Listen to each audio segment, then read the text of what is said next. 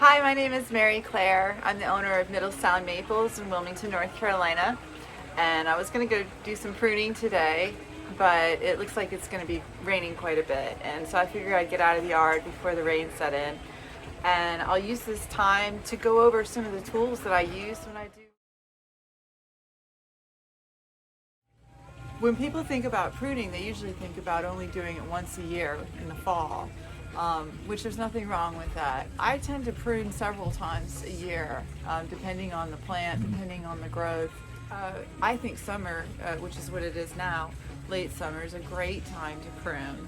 Number one, if it hasn't leafed out yet, it's not gonna, so that's dead. So you can remove that. If it's a blooming plant, like a rose of Sharon or a crepe myrtle, it takes a tremendous amount of sun and energy. And so instead of wasting all this energy on all these different branches, remove a lot of them, and then the energy goes to fewer, stronger branches. And so that's why I like to prune in the summertime. I'm going to go over what kind of tools I use to prune and why, and in the order in which I do it, and some of the things I use to protect myself while I'm using these tools. When I prune a tree, I obviously would like to remove the largest branches first. I'll think, oh, I should prune that off. But if I prune that off and then I look further, the branch that was attached to is also needing to be removed. And the branch and the limb that's attached to also needs to be removed. So that's why the first thing you handle is the larger limb, so you don't have to trim off things that are just going to come off anyway. A little limb chainsaw. This is a 10-inch chainsaw, plug-in electric chainsaw, will do the trick. This actually came with an extender handle that that I don't use very often, but I did use it recently when I made a game-changing decision on some crepe myrtles in my yard. I got a little bit ruthless with some crepe myrtles, but they look beautiful.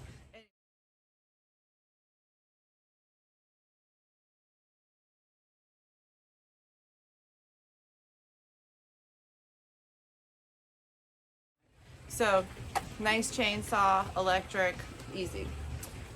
So once you've gotten to the smaller branches that are about 2 inches in diameter, can't quite get through them with loppers, then you get your handsaw out.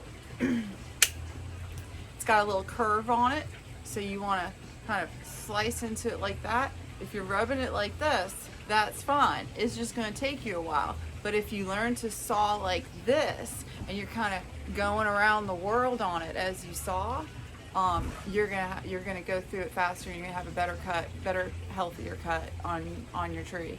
So I love using the saw because that means I'm getting stuff done, and it's really easy. And you can, this one I love. It's Fiskars, and they make other companies make it too. But you push the little button in, and it folds.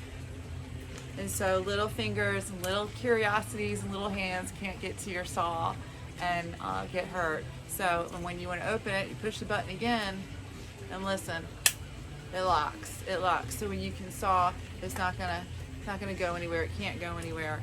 And then if you want to bend it back like that, you can, and go under. I've never really used it that way, but I like knowing it's there. I can see doing it if I remembered it. So that's a handsaw. Keep that in my little green bag of tricks. Next down on the limb size, loppers. I love me some loppers. This is when we start getting into the very therapeutic for the mind type of pruning, where you just want to kind of decrease the load on the top canopy. And I love the bivalve everything, but especially loppers. I keep the blade closest to the joint on the inside, and it just makes a nice clean cut, very easy. If your loppers, if you're having trouble closing them, then you shouldn't be using loppers. You should go up to the handsaw. Don't test your loppers. Use the right tool for the job. So that's loppers branches. And then of course we just have pruners. These are great for azaleas, rhododendrons, the camellias, anything that you want to kind of like that big around, little like half-inch limbs. You just want to clean up. Things are kind of leafing out where they shouldn't be. That's what you want your pruners for. I have several pairs of these, either Fiskars, again, bivalve. Again, protecting little fingers, you can close them up, leave them closed, they're locked. That's how you leave them. If you do leave them out in the rain, it's nothing, just to put a little WD-40 on them, and they're good as new. I recommend oiling your tools often if you want to keep them in good shape. I try to do that if I don't lose them in the yard. Well, anyways, actually, one more thing. I bought this wheelie thing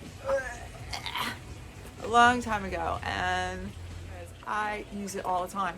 So it has 3 normal outlets in the middle, and then it's a whole wheel of cord. So you plug in, and I can just take 3 outlets wherever I want to in the yard. So I'll wheel it out to like the end of my driveway to do leaf blowing. All my tools pretty much, except for my edger, are electric. So having this much cord and being able to just pick it up any time and move the power source around the yard is very handy. And then of course I just have a regular outdoor extension cord that I plug into it to get the chainsaw and everything like that. So that's all the stuff I use. I do have a gas chainsaw.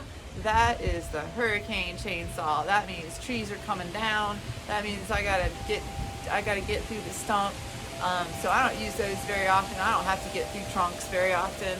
But I do have a gas chainsaw because I live in North Carolina. You'd be a fool not to have something to clean up your war zone yard after a hurricane.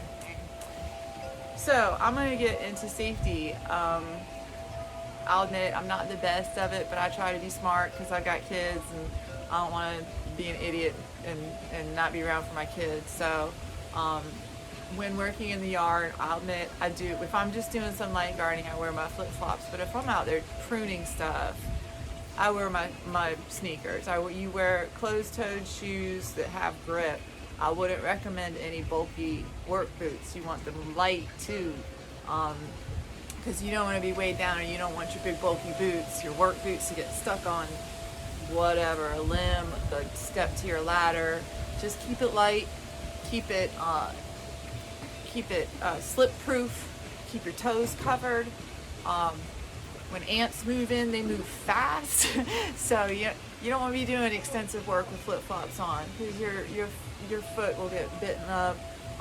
You'll step on thorns, all sorts of things. So when you're doing real work like pruning, like I planned on doing today, then you definitely want to wear the appropriate footwear. Whatever kind of beat up old sneakers you have that still have tread on the bottom and cover the toe, that's what you want.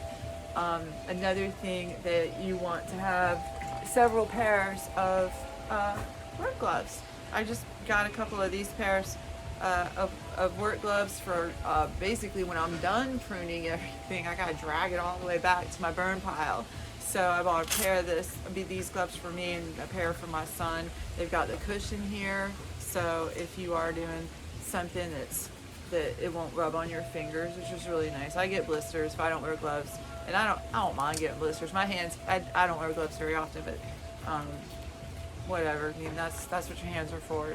So, but when you are pruning and you are dragging big limbs and there's thorns involved and everything, gloves for sure. If you're pruning prickly things, like holly bushes and stuff like that, you definitely want to wear long sleeves. Imagine, and generally speaking, you're safe always wearing long sleeves when you're working in the yard. It's also really good sun protection if you don't feel like putting on your SPF. And then as far as hearing goes, I don't use equipment that's too terribly loud, but I recommend the Beats. Here, I'm gonna go grab them real quick. Hey, I'm not saying go out and spend $500 on a pair of headphones that you can do yard work in. I'm saying if you have these headphones or anything like them, they are great for doing yard work. They're noise canceling, so all you hear is your music. So even if you don't want to listen to music, put something on, protect your ears. And like I said, I don't usually have things running, but when I'm mowing the lawn, and trimming and stuff like that. If there's power equipment going on, I got these on to protect my ears.